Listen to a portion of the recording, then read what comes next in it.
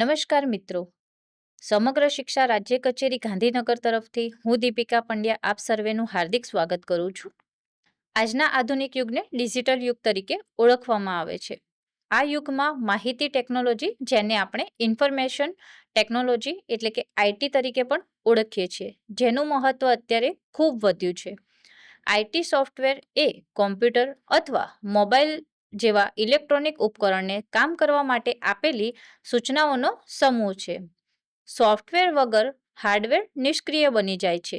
તેથી સોફ્ટવેર કોમ્પ્યુટરનું મગજ કહેવાય છે. આઈટી સોફ્ટવેરના મુખ્ય હેતુમાં ડેટા સંગ્રહ, માહિતી પ્રક્રિયા, સંચાર સુવિધા, ઓટોમેશન અને કાર્યક્ષમતા વધારવી સામેલ છે. આજે શિક્ષણ, બેન્કિંગ, આરોગ્ય, વેપાર, મનોરંજન અને સરકાર સહિત લગભગ દરેક ક્ષેત્રમાં આઈટી સોફ્ટવેરનો વ્યાપક ઉપયોગ થાય છે. તો ચાલો મિત્રો, આજે આપણે આઈટી ક્ષેત્રના વ્યવસાય વિશે વિગતવાર માહિતી મેળવીશું. આપણને માહિતી આપવા માટે આપણી સાથે જોડાયેલા છે કરિયર કાઉન્સેલર આંચલબેન ચૌધરી, જે આપણને આજે આઈટી ક્ષેત્રમાં આવતા વિવિધ વ્યવસાયો વિશે વિગતવાર માહિતી આપશે. આંચલબેન, સૌપ્રથમ એ જણાવશો કે ક્વોલિટી એન્શ્યોરન્સ એન્જિનિયર એટલે શું?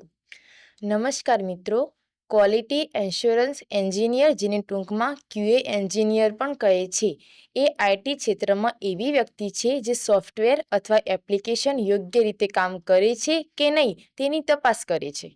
જી, તો આંચલબેન, જે ક્વોલિટી એન્શ્યોરન્સ એન્જિનિયર છે તેમની કામગીરી શું હોય છે અને તે ક્યાં કામ કરે છે?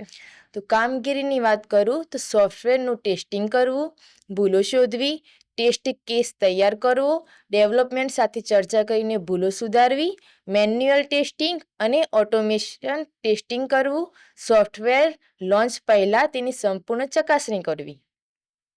કાર્યસ્થળની વાત કરું તો software development company, IT company, mobile app development company, banking software sector, healthcare IT company, education technology company, જેમાં અમદાવાદ, ગાંધીનગર, પુણે, બેંગલુરુ, હૈદરાબાદ જેવા આઈટી હબમાં વધુ તક મળે છે. જી, તો જે ક્વોલિટી એન્શ્યોરન્સ એન્જિનિયર છે તે બનવા માટે જરૂરી વ્યક્તિગત ગુણો કેવા હોવા જોઈએ? ગુણોની વાત કરું તો ધ્યાનપૂર્વક કામ કરવાની ક્ષમતા, વિશ્લેષણાત્મક વિચારશક્તિ, સારી કોમ્યુનિકેશન સ્કિલ, રિપોર્ટ લખવાની કુશળતા, ધીરજ અને જવાબદારી તેમજ ટેકનિકલનું જ્ઞાન. જી, તો આંચલબેન, જે ક્વોલિટી એન્શ્યોરન્સ એન્જિનિયર છે તે બનવા માટે શૈક્ષણિક લાયકાત અને તેની ભરતી પ્રક્રિયા શું હોય છે?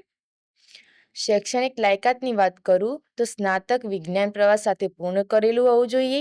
સોફ્ટવેર ટેસ્ટિંગનો સ્પેશિયલ કોર્સ કરેલો લાભદાયક રહે છે. બીટેક આઈટીમાં ડિપ્લોમા પણ કરી શકો છો. સોફ્ટવેર ટેસ્ટિંગના સર્ટિફિકેશન કોર્સ ફાયદાકારક છે અને કમ્પ્યુટર ક્ષેત્રનો કોઈ સંબંધિત કોર્સ પણ કરી શકો છો. ભરતી પ્રક્રિયા વિશે જણાવું તો ઓનલાઈન અરજી, લેખિત online test, technical interview, HR interview, પસંદગી અને તાલીમ દ્વારા તેની ભરતી થાય છે. જી, તો જે ક્વોલિટી એન્શ્યોરન્સ એન્જિનિયર છે તેમનું માસિક વેતન કેટલું હોય છે અને શું તેમને આમાંથી આગળ જતા પ્રગતિના અવસર મળી રહે છે? હા, તો સરકારી ક્ષેત્રે સરકારશ્રીના ધારાધોરણ મુજબ તથા ખાનગી કંપનીઓમાં વેતન તમારા અનુભવ, લાયકાત અને કંપની પર આધાર રાખે છે. પ્રગતિના અવસરની વાત કરું તો ક્વોલિટી એશ્યોરન્સ એન્જિનિયર ક્ષેત્રમાં પ્રગતિની સારી તકો મળી રહે છે. શરૂઆતમાં QA ટ્રેનિંગ અથવા જુનિયર QA એન્જિનિયર તરીકે કામ શરૂ થાય છે.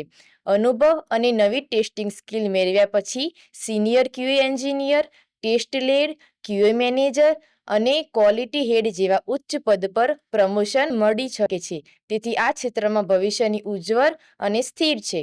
જી, તો આંચલબેન, એક પ્રશ્ન હતો કે શું આ વ્યવસાયમાં આગળ વધવા માટે શિષ્યવૃત્તિ કે કોઈ યોજનાનો લાભ મળી શકે છે?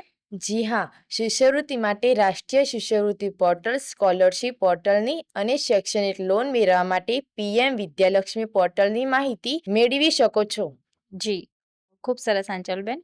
તો મિત્રો, આ સંદર્ભે ક્યાં અભ્યાસ કરવાનો થઈ શકે છે? તેમાં સફળ થયેલા વ્યક્તિઓની સાફલ્ય ગાથા તથા કરિયર કાર્ડની લિંક અને આ હોદ્દાની વધુ માહિતી આપ આ વિડીયોના ડિસ્ક્રિપ્શન બોક્સમાંથી મેળવી શકો છો. આશા છે કે આ માહિતી આપને ઉપયોગી રહેશે. ધન્યવાદ.